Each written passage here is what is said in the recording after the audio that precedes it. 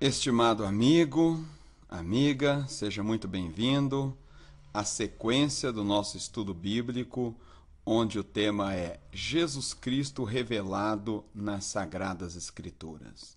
Neste ponto, nós vamos entender a revelação de Jesus Cristo no animal morto sacrificado pelo próprio Deus para cobrir a nudez de Adão e Eva, registrado no livro de Gênesis, capítulo 3, versículo 21. O contexto é o seguinte: Deus, ele criou o homem e a mulher e perfeito os criou, ou seja, sem nenhuma mácula, sem nenhum sinal de pecado, de corrupção.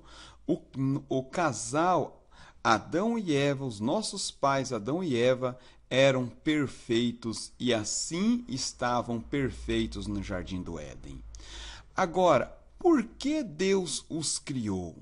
Por que Deus criou a humanidade? Por que Deus criou Adão e Eva e dotou-lhes de capacidade de reproduzir e chegarmos ao ponto que nós chegamos da humanidade? Ora, para responder esta pergunta, eu vou fazer uma analogia. Pensamos num casal que contrai novamente, como na aula anterior, nós usamos a mesma ilustração, usaremos também a ilustração de um casal de jovens que contrai o matrimônio através do casamento. E nos seus planos, nos seus projetos, certamente passa por eles trazer filho ou filhos ao mundo. Ora, nós podemos pensar, por quê? Qual a razão? O que leva um casal a querer trazer filhos ao mundo? Sabemos que o mundo jaz no maligno, como a própria palavra de Deus nos diz. Sabemos que a possibilidade deste filho se envolver com drogas, com tráfico, com crime, com roubo, com tantos males que cerca a humanidade nos dias atuais, são possibilidades reais e que existem. Não obstante a tudo isso, o casal resolve trazer filho ou filhos ao mundo, assim como eu os trouxe, os meus, você os trouxe e, se não trouxe, os trará ao mundo. Agora, o que faz isso? Faz o amor, o desejo que nós temos em ter alguém para podermos compartilhar nossos sentimentos, nossas emoções, o nosso amor, para podermos dar a nossa proteção, o nosso cuidado, para podermos nos relacionar, termos comunhão com eles. O amor que nós temos nos impele a trazermos filhos ao mundo.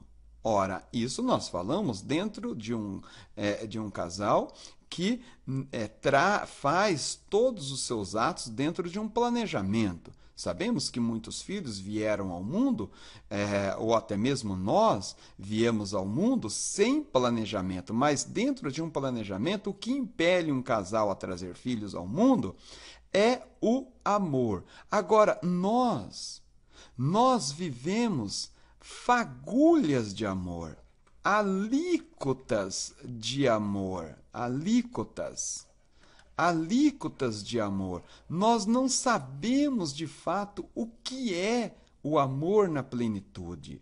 E nós agimos assim, pensamos Deus que a própria Bíblia Sagrada, em uma das definições mais lindas que temos, diz que Deus é amor. Em 1 João, capítulo 4, nós vamos encontrar 2 vezes essa definição de Deus, ou seja, a plenitude do amor reside na pessoa de Deus.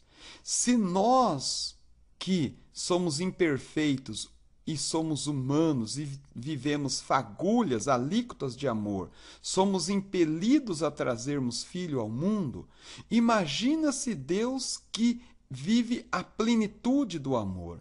Então Deus criou o homem pelo seu infinito amor, porque Deus quer se relacionar, quer comungar, quer ter alguém para poder externar o seu cuidado, a sua proteção, a sua comunhão, o seu amor, tudo de bom que ele pode externar, Deus quer externar a o homem que ele o criou. E também o criou para a sua glória. Em Isaías, capítulo 43, versículo 7, nos diz que Deus nos criou para a sua glória, ou seja, nós somos criados para glorificar a Deus. Deus, ele é glorificado, a sua glória é enaltecida na pessoa do homem e da mulher. Agora, pense comigo em mais uma ilustração, querido amigo, querida amiga. Imagine-se que eu e você queremos enaltecer as nossas obras, a nossa pessoa, aquilo que nós somos. Então, nós fazemos o seguinte, nós pegamos o nosso celular ou um computador ou uma máquina e programamos esta máquina para ficar externando, falando, mostrando tudo aquilo que nós somos e fazemos. E é isso constantemente. Ora, nós seremos um tolo se assim agirmos. Porque que graça tem máquinas programadas elogiando-nos, enaltecendo-nos? Elas não têm raciocínio?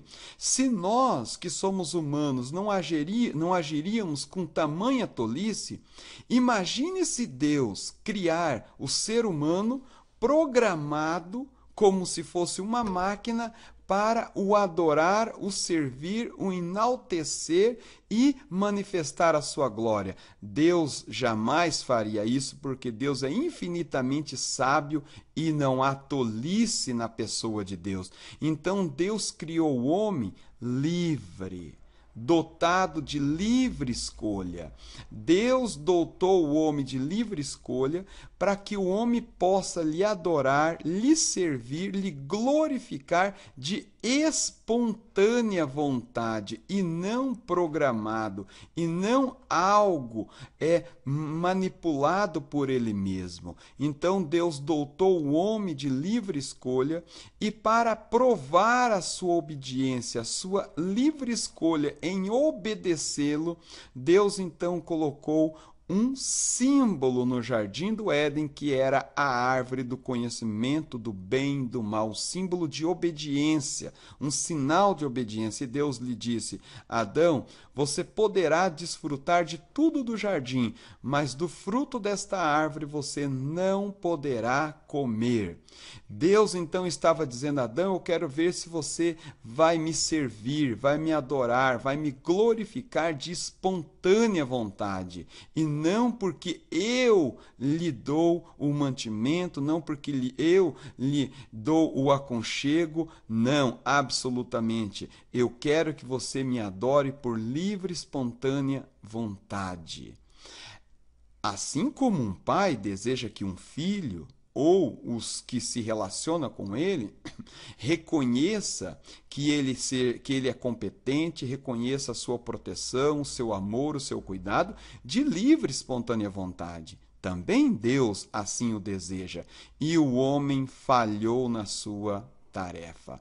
O homem desobedeceu e pecou contra Deus, porque o homem comeu do fruto da árvore do conhecimento e do bem e do mal. E Deus havia dito para Adão: Adão, o dia que você comer, o dia que você desobedecer, pecar, você morrerá, Adão. Você vai morrer, Adão. E simultaneamente, instantaneamente após o homem comer do fruto da árvore do bem e do mal, o homem então morreu. Morreu espiritualmente e posteriormente morreu fisicamente, porque nós não encontramos Adão por aí prova de que ele sim morreu fisicamente também. A morte espiritual simultaneamente é revelada por algumas atitudes que nós vamos observar no casal. Eles observam que estão nus, eles observam a nudez dos vossos corpos, ele tem medo, pela primeira vez o homem experimenta o medo, porque Deus, todos os dias, na viração do dia, ou seja, a tardezinha, ele vinha ali no Jardim do Éden para poder comungar, para poder se relacionar, para poder compartilhar com Adão algo, e naquele dia específico o homem teve medo e fugiu de Deus, se escondendo entre as árvores, se ocultando de Deus, e depois, quando Deus vai dialogar, conversar com o homem, ele foge das suas responsabilidades. O homem pecou e, como resultado do pecado, ele se separou de Deus e posteriormente morreu. Agora, Deus, como nós dizemos que Deus ele é amor, ele não desampararia a sua obra, o homem e a mulher, a obra de suas mãos. Não, Deus iria resgatar, trazê-lo novamente para junto de si, para poder comungar, se relacionar, estar novamente com o homem. Volto a fazer, não seria uma ilustração, mas contar um episódio que foi relatado a mim. Eu tenho um amigo que ele trabalhava num posto de gasolina, estava fazendo expediente noturno, e um outro amigo nosso que tinha uma filha adolescente, e então a filha resolveu desobedecê-lo e sair de madrugada sem o seu consentimento para uma balada. E o pai, percebendo aquilo, saiu à procura da sua filha de madrugada e passou pelo posto e perguntou para esse outro amigo se ele havia visto a sua filha. E ele então havia dito que não. E posteriormente ele relatou comigo, até com um ar de zombaria, um ar de deboche daquela situação. Ele não compreendeu, ele não entendeu a situação.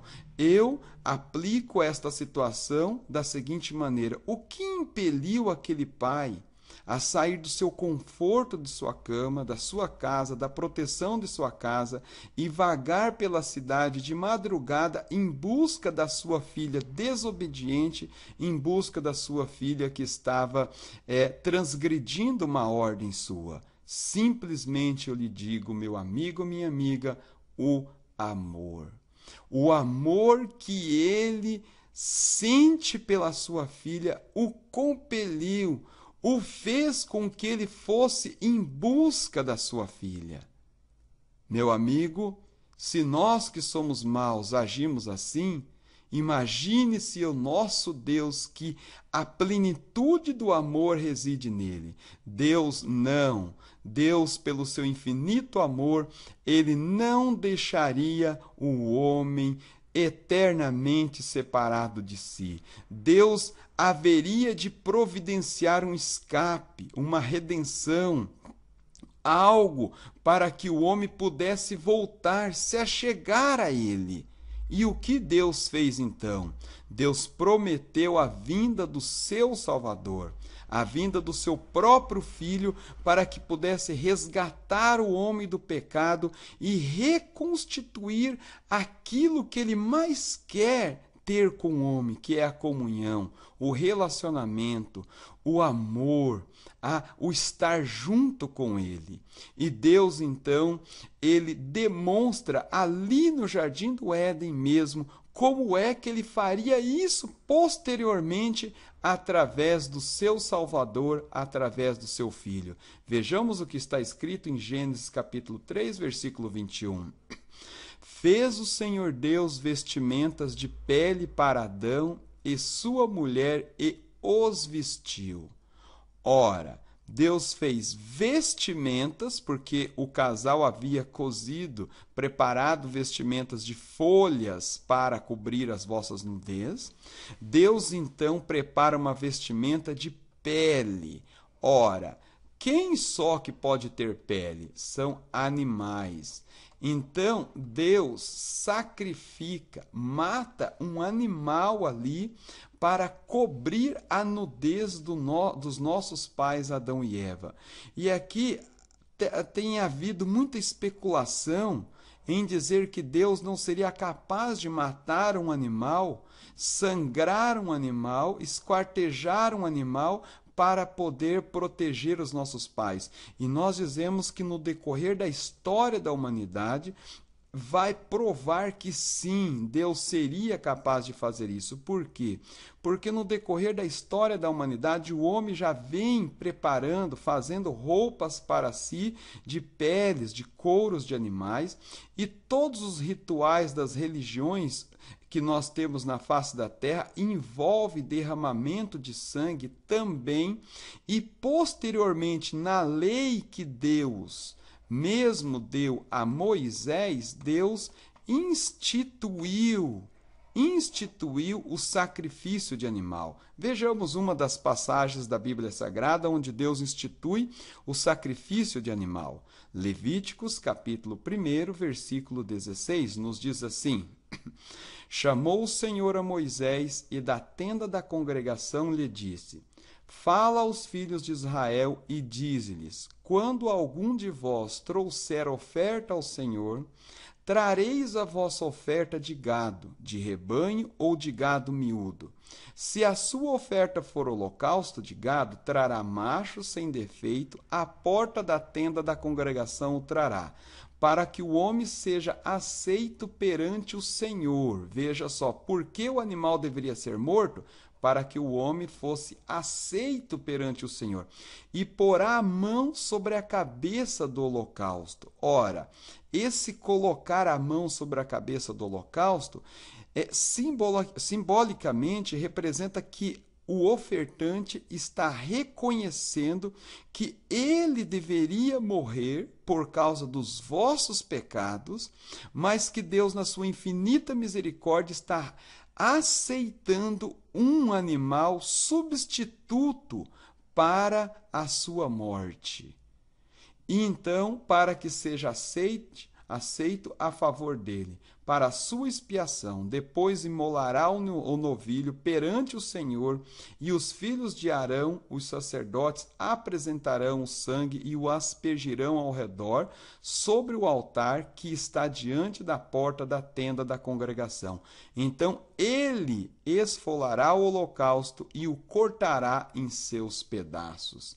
Aqui nós temos uma representação: o homem impondo as mãos sobre a cabeça do animal, como um gesto de que quem deveria morrer era ele e não o animal, transferindo a sua culpa para o animal, e então o animal seria sangrado, morto, e o sacerdote oferecê-lo a Deus. Aqui nós temos uma representação que tenta nos lembrar os nossos pais Adão e Eva, na frente do animal morto.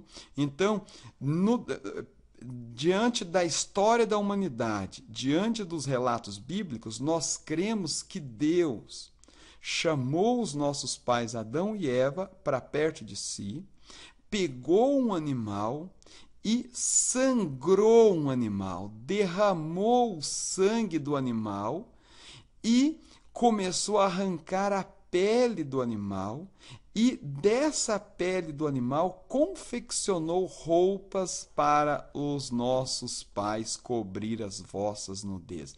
Isso deve ter causado um trauma extremamente grande na mente dos nossos pais, porque eles não conheciam aquilo ali, aquilo era novidade. Eles não conheciam a dor, não conheciam a morte, não conheciam o derramamento de sangue, mas ali Deus estava ensinando tanto a eles como nós de que sim, o sangue deveria ser derramado, e eu já irei lhe explicar o porquê o sangue deveria ser derramado. Então, cremos cremos que Deus sacrificou um animal e da pele desse animal sacrificado, Deus então confeccionou roupas para os nossos pais, cobrindo as vossas nudez. Agora, por que Deus sangrou o animal, derramou o sangue do animal? Porque Deus havia sido claro para Adão: Adão, o dia em que você pecar, você morrerá, Adão. Em outras passagens bíblicas, é relatado em Romanos, capítulo 3, diz que o salário do pecado é a morte. Em outras passagens diz que o homem que pecar, a alma que pecar, esta morrerá. E o sangue é um perfeito sinal da vida. O sangue, nós sabemos que enquanto ele está circulando em nossos corpos, há vida em nosso corpo. Agora, quando ele for vazado ou então coagulado dentro de nossos corpos, a vida se esvairá e então a morte tomará conta de nossos corpos. O sangue é um tipo, é um sinal, é um símbolo perfeito da vida. À medida que nós temos sangue em nossas vidas, sangue em nossos corpos, há vida em nossos corpos. À medida que o sangue sai, à medida que o sangue coagula, a vida foi-se embora. Então, por que o animal teria que ser morto? Por que matar o animal? Por que imolar o animal? Porque o preço do pecado, o custo do pecado é muito caro, altíssimo. Por isso que em Hebreus capítulo 9, versículo 22, a Bíblia nos relata que sem derramamento de sangue não há remissão de pecados. É uma condição sine qua non, é uma condição sem a qual não há, que deve haver o derramamento de sangue para que haja remissão de pecados, caso contrário, não ocorrerá. Agora, por que Jesus Cristo está revelado neste animal? Este animal, ele morreu inocentemente. Ele simplesmente nem sabia o que estava acontecendo ali. Este animal não pecou para poder morrer. Este animal não transgrediu nenhuma lei, nenhum mandamento do Senhor para poder morrer. Ele estava morrendo em prol de outros, ou seja, em prol de Adão e Eva. Foi uma morte vicária, ou seja, uma morte substituta. Ele estava substituindo a morte de nossos pais, Adão e Eva. Agora, qual é a situação do homem? Qual é a situação da mulher sem Deus? A situação da mulher sem Deus, quando nós dizemos o homem ou a mulher sem Cristo, sem Deus, é a pessoa que não tem fé na obra, não tem fé no Salvador, na morte de nosso Salvador, não tem fé que o sangue de Jesus perdoa-o dos seus pecados, e ele não tem fé para se arrepender dos seus atos maus, confessar diante de Deus que ele é um pecador, que ele é um transgressor da sua lei, mas que ele recorre à misericórdia, ao amor de Deus e pede para que os seus pecados sejam perdoados através da morte do sangue derramado de Jesus Cristo. Isso é uma pessoa sem Cristo, isso é uma pessoa sem Deus. Ele vive em seus pecados ainda. E uma situação, um exemplo muito claro de uma pessoa que vive sem Deus, uma pessoa sem Jesus Cristo, a Bíblia relata vários, mas vamos pegar o caso deste homem chamado Saulo de Tarso. Este homem, ele era um homem religioso, ele era zeloso pela sua religião, o judaísmo. Ele, a ponto de ser tão religioso, ele observava cada detalhe da sua religião.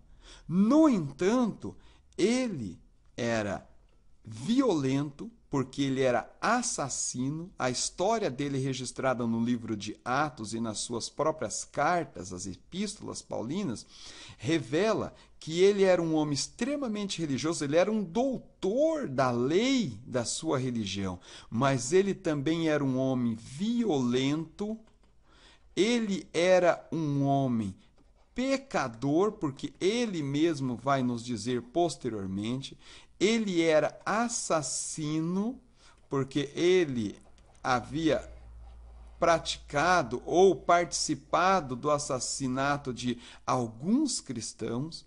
Ele era uma pessoa que ainda não tinha conhecimento, não aceitava, não tinha a fé no Filho de Deus, Jesus Cristo.